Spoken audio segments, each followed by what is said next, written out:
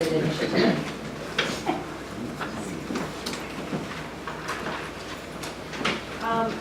have a question on 2 and 3, but I'll just answer 2 now and then I didn't know. Dumping collections and tax intercept for parking citations, is that a rework of Duncan to add what? Collections and tax intercept. So tax intercept is from the county, correct? State. The state, so you just, what is that? This would, it's just, the original plan was to do the full solution, I think, when it first came out, and this is the last piece of that puzzle. So right now, we are doing our own tax intercept, which is time consuming and difficult.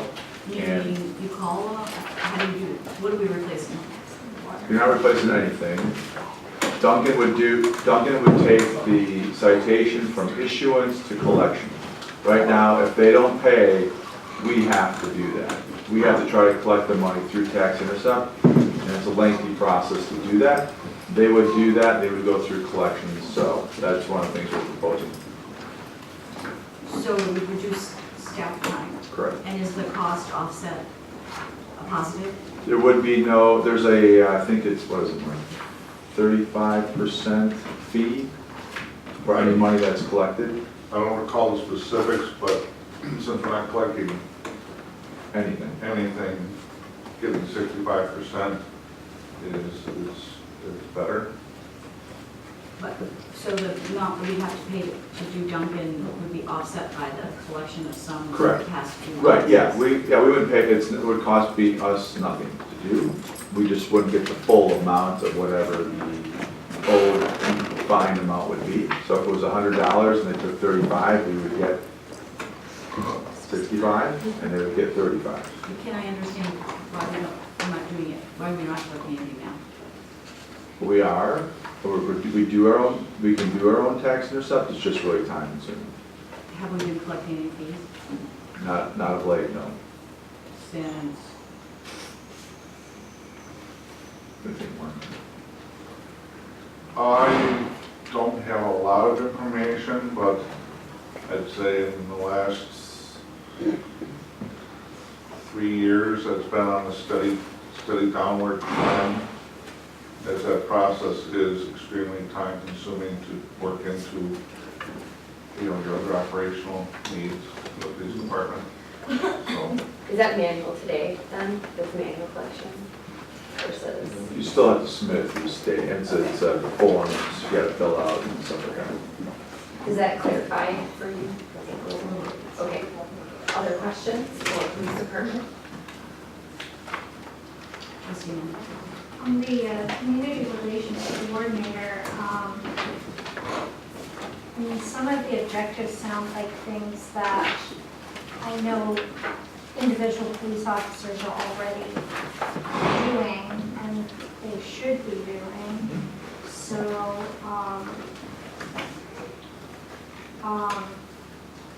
I'm not sure, like, what additional, I mean, I guess this would be more to interact with a person who would interact specifically with community groups. but- Correct.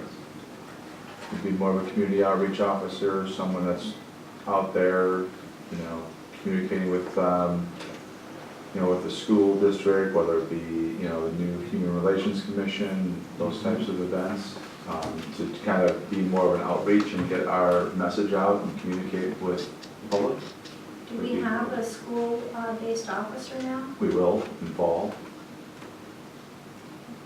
Following up on that question then, but you're currently designating, I can't remember his name, but it's Sergeant or? Lieutenant Liebenthal, that's indicated in there. Yes. And is that a tax on, I know you're going to say yes, but how much more, do we have to pay overtime for that? Is it? It just right now is going to take away from his other duties, Which are? supervising the shift. Yes. So he's not currently on patrol. So would it reduce patrol? Yes. I mean, he's a supervisor, but he's a part of staffing, so his time would be allocated to something, like, for instance, tomorrow, he's going to that meeting tomorrow. He happens not to be working that day, so it's just he'll take off at a different time when he can, but he'll be there tomorrow. But if you were working a full shift, and he were at a meeting and something, an emergency, a need for service, a call for service came, he would have to go leave. on service. Correct. He would respond to a call. Correct. And this is a full-time position, is there a need for a full-time, is there that much request? I'm not requesting full-time, I just said that at some point, if the program's successful, that we can do it full-time. I'm just suggesting that it would be about 8 hours a week from his current workload.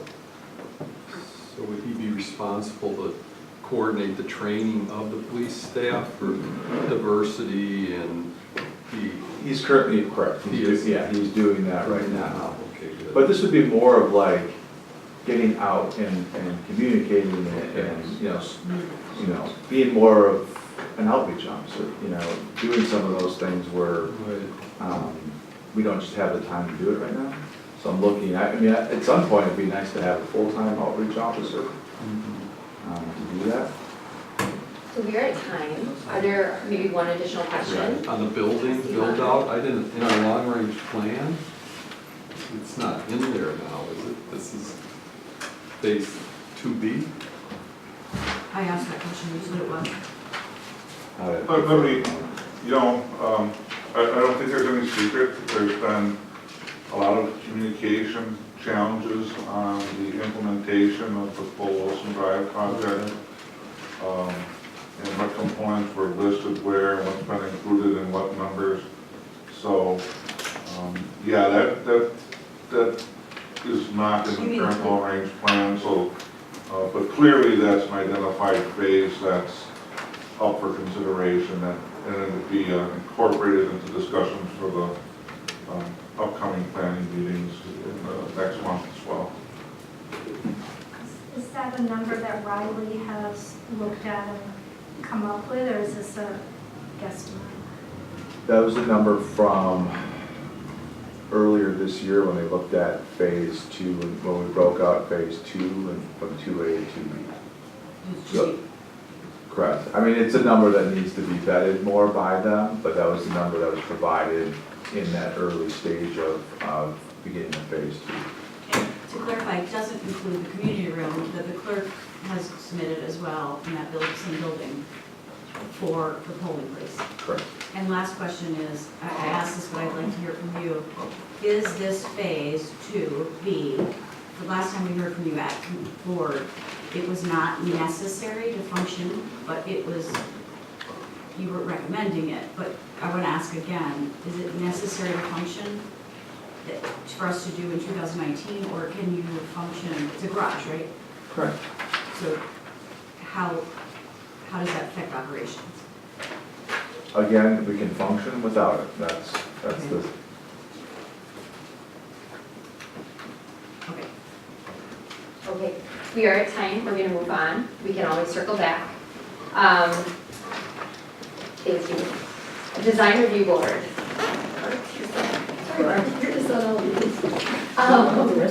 That is on tab number 5.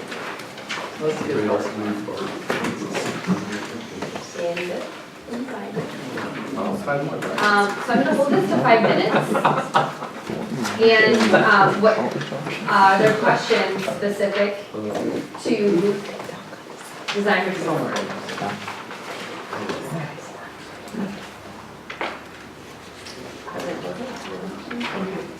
For the I'm just bringing it back to my prior clarification, the residential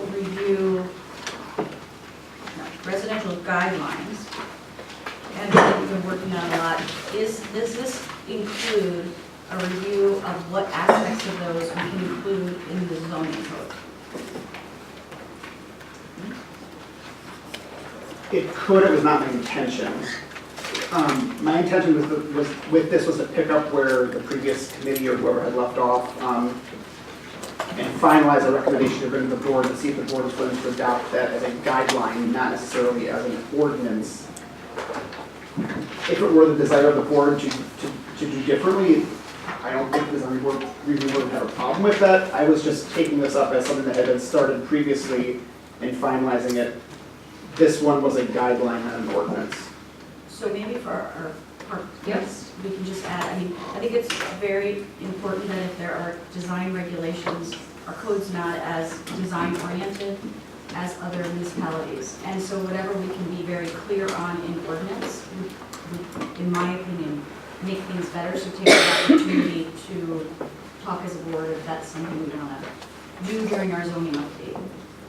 So can you clarify what's on the parking lot specifically? So it's just the adoption of the residential design guidelines. Before that, discussing at board level or with staff or at a committee, it doesn't matter where, but that what pieces of that before adoption could be pulled out and put in the code.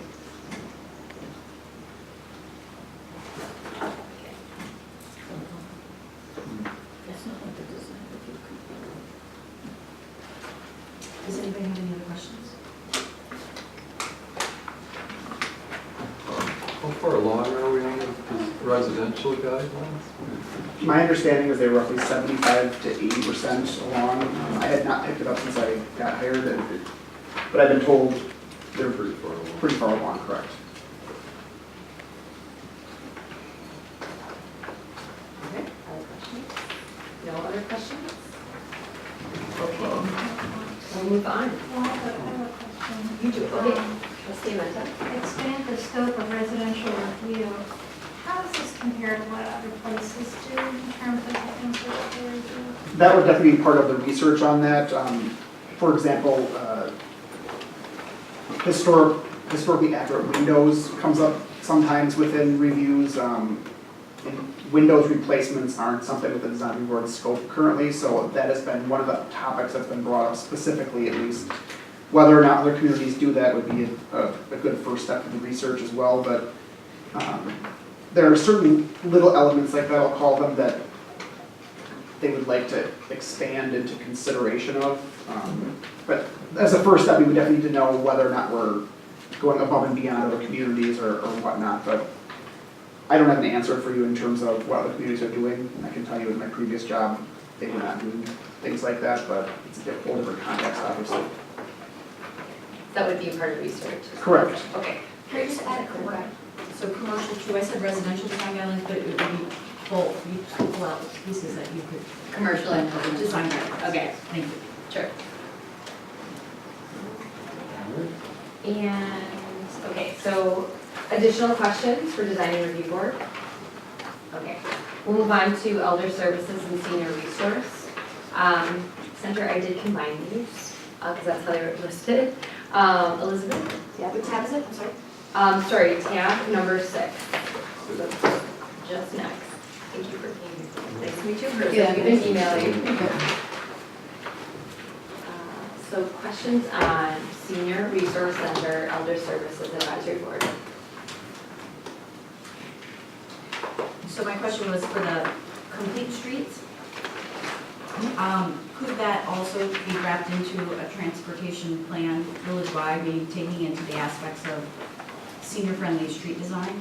Is that what that is? I think the intent there was that we want to create an age-friendly plan for the village based on some survey data that we will be receiving and reviewing this year, and that the complete streets would be part of that and working with the other departments.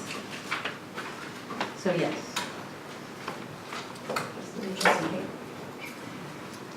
But the component that is related to seniors specifically, it could be funded by the Benjamin Fund. Everything that we have proposed will not have additional costs to the village. All of our initiatives will be funded either through the Benjamin Fund or, for instance, the facilitator for Shorewood Connects is already part of the village budget, and there would not be an additional cost for that. To clarify further. Sure, So that would be an indication, because it's funded by the Benjamin Fund, if we roll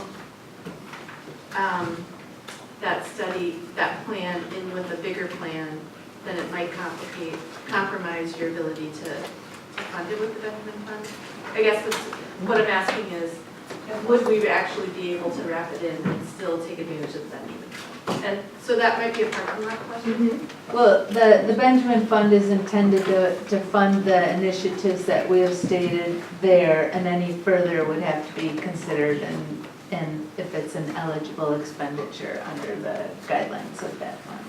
Could you find that out? Meaning, it would make sense to be looking simultaneously, and so if there's some sort of rigid, even if you have to do it separately but simultaneously, and we So develop. coordination rather Yeah, than right, coordination versus integration. integration and what those, just so we have a better idea.